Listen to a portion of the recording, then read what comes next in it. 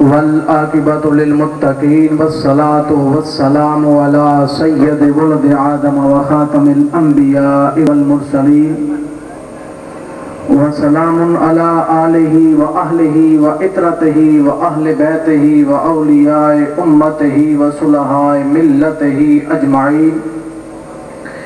اما بعد فاعوذ باللہ من الشیطان الرجیم. بسم اللہ الرحمن الرحیم. قل انما انا بشر مثلکم یوحی الی انما الہکم الہ واحد. صدق اللہ مولانا العظیم وصدق رسولہ النبی الکریم ونحن علی ذلک من الشاہدین والشاکرین والحمد للہ رب العالمین. وقال اللہ تعالی فی القرآن المجید والفرقان الحمید فی شان حبیبہ مخبرا وآمرا ان اللہ وملائکتہ یصلون علی النبی یا ایہا الذین آمنوا صلوا علیہ وسلموا تسلیما. الصلاة والسلام علیک یا رسول اللہ وعلا آلک واصحابک وسلم علیک یا حبیب اللہ. الصلاة والسلام علیک یا رسول اللہ وعلا آلک واصحابک وسلم علیک یا حبیب اللہ. کوئی زبان خاموش نہ رہے، برکت ہو جائے گی. سب درود پاک پڑھیں. الصلاة والسلام علیک یا رسول اللہ. مقتحمی مولا صلی وسلم دائما ابدا علی حبیبک خیر خلق کلہم. هو الحبیب الذی ترجى شفاعته لكل حول من الاحوال مقتحم. یا اکرم الخلق مالما علوذ به سواک عند حلول الحادث العممی. فإن من جودك الدنيا وذرتها ومن علومك علم اللوح والقلم. مولاي صل وسلم دائما ابدا على حبيبك خير خلق كلهم. زیر احمد کن نظر برحال ازارم یا رسول اللہ. غریبم بے نوائم خاک سارم یا رسول اللہ. بکار خیس حیرانم اگسنی یا رسول اللہ. پریشانم پریشانم اگسنی یا رسول اللہ. ندارم جست مل جائے ندارم جست ماوائے. تو ہی ساز سامانم اگسنی یا رسول اللہ. شہاب کس نوازی کن طبیبہ چارہ سازی کن. مریض درد اسیانم اگسنی یا رسول اللہ. گدائے آمد سنتاں بعمید کرم نالا تہی داما مگر دانم اگسنی یا رسول اللہ. حمد و صلات کے بعد صدر مجلس پیر طریقت رہبر شریعت واقف اسرار و رموز حقیقت پیکر تسلیم و رضا حضرت الحاج خواجہ بابا جی صوفی احسان الہی صاحب دامت برکاتہم العالی ومد ذلہ العالی. سجادہ نشین درگاہ عالیہ ساہو چک شریف و معزز علماء کرام و احباب گرامی قدر، حاضرین و حاضرات، سامعین و سامعات، اللہ تعالیٰ کی توفیق خیر سے ہم سب شیخ الاسلام وحید العصر قطب زمان حجت الکاملین و سند الواصلین حضرت خواجہ صوفی اللہ رکھا شاہ مرشد و رہنما قلندر بے ریا و باصفا نور اللہ تربتہ کے سالانہ عرس پاک کی مجلس میں حاضر ہیں، جس کو عزت مآب جناب صوفی نعمت علی صاحب و دیگر یاران طریقت ابدالی شریف نے انعقاد پذیر کیا ہے. جن جن بھائیوں نے اس عرس پاک میں مالی جانی جسمانی قربانی پیش کی ہے، اللہ تعالی سب کی قبول فرمائے. جس نے بھی اس میں قدمے دامے درمے سخن حصہ لیا، اللہ تعالی ان کی پوشیدہ و غیر پوشیدہ حاجات کو پورا فرمائے۔ اللہ تعالیٰ سب کے عشق میں، محبت میں، شوق میں، ذوق میں اضافہ فرمائے۔ حضور کے عشق سے سب کے دلوں کو مزین فرمائے۔ احباب ذی وقار، آپ کے علم میں ہے کہ میں وہ بات کرتا ہوں جس کی عصر حاضر میں ضرورت ہوتی ہے کہ جس کو ہم اپنی زندگیوں میں لے آئیں،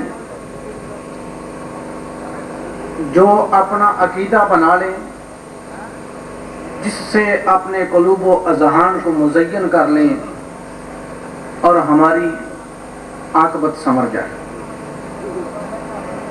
جس میں بقا ہے، جس میں سالمیت ہے۔ تو آج جو میں بات کرنا چاہتا ہوں، جو موضوع ہے ہماری گفتگو کا، وہ یہ ہے شان نبوت محمدی صلی اللہ علیہ وسلم۔ ایمان کا مرکز و محور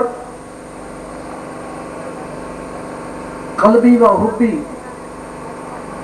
ربط سے ہے، جو کہ ذات مصطفیٰ صلی اللہ تعالی علیہ وسلم سے ہو جائے۔ آج ضرورت اس امر کی ہے کہ ہم اپنے ایمان کو پختہ کریں۔ آج ضرورت اس امر کی ہے کہ اس زندگی کو گزارنے کے لیے اور یہ چند سالہ زندگی گزار کر جو عاقبت ہے اس کو سنوارنے کے لیے جس چیز کی ضرورت ہے وہ عشق رسول صلی اللہ تعالی علیہ وسلم ہے، کہ جس کے بغیر انسان مومن تو کیا مسلمان نہیں ہو سکتا۔ کلمہ تو پڑھ لیا، لیکن اس کلمے کا حق یہ ہے کہ حضور کے در دولت کے ساتھ قلبی و حبی ربط کو مضبوط کیا جائے، مستحکم کیا جائے۔ تو اس میں میں یہ عرض کرنا چاہتا ہوں، کیونکہ بعض احباب ہمیں بڑی باتیں سناتے ہیں، ہمارے دوستوں کو، مسلمان بھائیوں کو جو کہ علم نہیں رکھتے اور جس کی بات سنتے ہیں اس کے ساتھ چل پڑتے ہیں۔ وہ بات بتانا چاہتا ہوں کہ اپنی یہ زندگی اللہ تعالیٰ نے اس انسان کو احسن تقویم پیدا فرمایا ہے، سو اس لیے ہمیں اپنی زندگی اس راستے پہ لانی چاہیے، اس وے پہ چلنا چاہیے، اس راستے پہ چلنا چاہیے کہ جو راستہ دین اسلام کا راستہ ہے، جو سیدھی سڑک مدینہ پاک جاتی ہے۔ اگر اچھی روڈ ہو، سیدھی روڈ ہو، تو کیا ضرورت ہے موڑ کاٹنے کی، کیا ضرورت ہے ٹوٹے راستے پہ چلنے کی؟ اسی راستے پہ چلنا چاہیے جو اچھا ہو، صاف ہو، شفاف ہو۔ بات شروع کرنے سے پہلے اللہ سے دعا ہے کہ اللہ تعالی حق بیان کرنے کی توفیق عطا فرمائے اور ہم سب کو حق سن کر اس پر عمل کرنے کی توفیق عطا فرمائے۔ نبوت کے دو پہلو ہوتے ہیں۔ ابتدا میں ذرا آپ کو تھوڑی سی مشکل ہوگی سمجھنے میں، لیکن آپ سمجھ جائیں گے انشاءاللہ۔ نبوت کے دو پہلو ہیں، دو جہتیں ہیں۔ ایک ہے جہت فضیلت اور دوسری ہے جہت مثلیت۔ پہلی جہت فضیلت ہے اور دوسری ہے جہت مثلیت۔ اگر کسی میں یہ دو جہتیں بیک وقت موجود نہ ہوں تو اسے نبی نہیں کہا جا سکتا۔ نبی میں جہت فضیلت کا ہونا بھی لازم ہے اور جہت مثلیت کا ہونا بھی لازم ہے، اور جس ذات میں یہ دو جہتیں پائی جائیں اسے نبی کہا جاتا ہے، اسے نبی کہا جاتا ہے۔ جہت مثلیت بھی ہو اور جہت فضیلت بھی ہو. جو میں نے آیت کریمہ پڑھی اس میں اللہ تعالیٰ نے ارشاد فرمایا قُلْ إِنَّمَا أَنَا بَشَرٌ مِثْلُكُمْ. پہلے اس کے ابتدائی فائدے بتاتا ہوں، اس کے بعد موضوع آگے لے کر چلتے ہیں. یہ سورہ مریم ہے، 16واں پارہ ہے. فرمایا گیا آیت نمبر 110 ہے. فرمایا گیا اے محبوب انہیں فرما دیجیے، قل اے محبوب صلی اللہ علیہ وسلم فرما دیجیے انما انا بشر مثلکم. ظاہر صورت بشری میں تو میں تم جیسا ہوں. کیا فرمایا گیا؟ ظاہر بشری صورت. یہاں یہ نہیں فرمایا گیا انا مثلکم کہ میں تم جیسا ہوں، نہیں، فرمایا گیا انما انا بشر مثلکم، یعنی بشریت میں، نفس بشریت میں تو میں تم جیسا ہوں. یہ کیا ہے؟ جہت مثلیت ہے. نبی کی جہت مثلیت ہے کہ میں نفس بشریت میں تو تم جیسا ہوں، لیکن یوحا الی انما الہکم الہ واحد. یہ جو بات ہے یوحا الی انما، اس میں فرمایا گیا مجھے وحی آتی ہے، مجھے وحی آتی ہے. نفس بشریت میں تو تم جیسا ہوں لیکن فضیلت میں تم جیسا نہیں. اصول قرآن بڑا حسین اصول ہے، اس میں سوال کا گنجائش نہیں چھوڑی جاتی. اس کا پہلا حصہ تو جہت مثلیت میں آیا اور دوسرا حصہ جہت فضیلت میں آیا. فرمایا کہ مجھے وحی آتی ہے الہکم الہ واحد، کہ تمہارا معبود ایک ہی معبود ہے. یہ تو مدعا تھا، لیکن آج کے اس موضوع میں سمجھانے کی بات یہ تھی کہ پہلا حصہ جو جہت مثلیت میں ہے وہ حضور نے فرما دیا کہ میں تم جیسا ہوں، لیکن یہ فرمایا ساتھ سنیے، فرمایا بشر مثلکم، کہ نفس بشریت میں، بشری تقاضا میں تو میں تم جیسا ہوں، لیکن مجھ پر وحی آتی ہے. سنیے دوستان گرامی قدر، دوسرے مقام پر فرمایا گیا تلکا من انباء الغیب نوحیہا الیکا ما کنت تعلمها انت ولا قومك من قبل هذا فاصبر ان العاقبۃ للمتقین.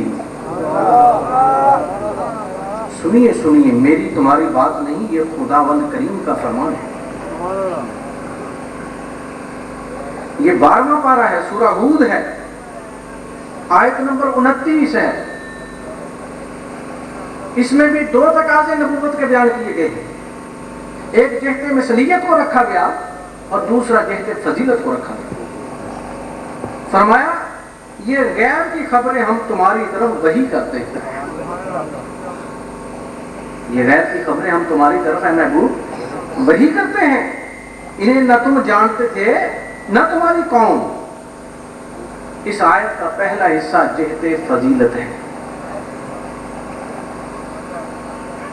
جیسے جو پہلے آیت پڑھی اس میں پہلا حصہ جہت مثلیت تھا، اس میں پہلا حصہ جہت فضیلت ہے. کیا محبوب ہم تمہاری طرف غیب کی وحی کرتے ہیں. بعض لوگ کہتے ہیں کہ غیب تو رہا نہیں جب فرما دیا، تو یہی تو بات بتائی جا رہی ہے، کیونکہ نبی نباؤ سے مشتق ہے، اس کا معنی ہے غیب کی خبریں بتانے والا. اگر کسی عاشق کا ترجمہ اٹھاؤ گے تو لکھا ہوگا غیب کی خبریں بتانے والا. اگر کسی اور کا پڑھو گے تو لکھا ہوگا اے نبی. نبی تو عربی کا لفظ ہے بھائی، اس کا ترجمہ کریں. اب نبی تو عربی کا لفظ ہے، اس کا ترجمہ کریں. تو جب ترجمہ کریں گے جو سی مرضی ڈکشنری اٹھا کر دیکھیں اس میں لکھا ہوگا نبی کا معنی ہے غیب کی خبریں بتانے والا.